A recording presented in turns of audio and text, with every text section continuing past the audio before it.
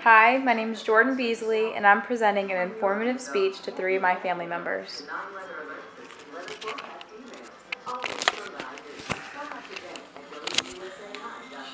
Who better to learn about effective communication from than the 2 men running to lead our very own country? That being said, I don't believe that you should choose or vote for that person based solely on the way they communicated during a presidential debate, but I do think it should play a small role in choosing them. The leader of a nation should be an effective communicator. During the first debate, they stood behind podiums and they had one moderator. During the second debate, they were able to walk around stage and they were addressed by several different people in the audience. The settings were completely different, the debates were completely different. Now let's look at some of the highs and the lows of the first debate. Some of Romney's effective communication techniques included direct eye contact with the camera, moderator, and President Obama as he addressed him. He used vivid words and an organized approach with his responses. His pitfalls included a smirk and a stutter. He had a condescending-like smirk that was directed towards President Obama during the entire duration of the debate. He was also plagued with a persistent stutter.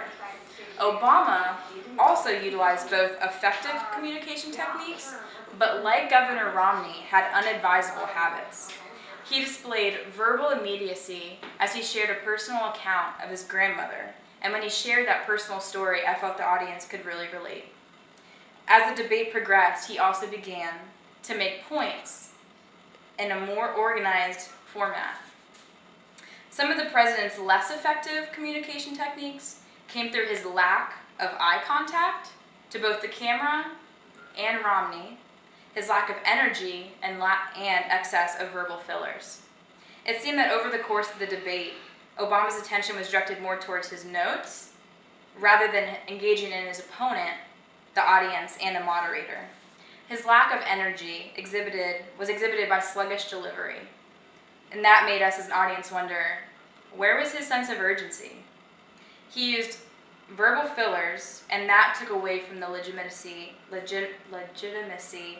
of his answers. Now let's look at the second debate. They were able to walk around the stage, and because of that, it almost seemed that their approaches were aggressive. At points, it may have seemed that a boxing referee would have been a more appropriate moderator. They both displayed levels of unprofessionalism, which was inappropriate for the magnitude of that debate.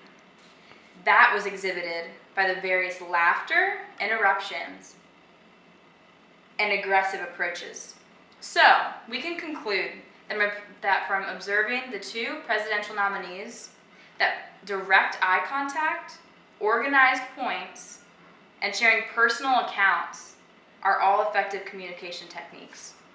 We should also strive to remain professional by avoiding placeholders and condescending outbursts. As with all politics, the conclusions drawn from this speech are somewhat subjective and are not immune to personal bias. So if you wish to further your research on this topic, you can access both debates on YouTube. Thank you.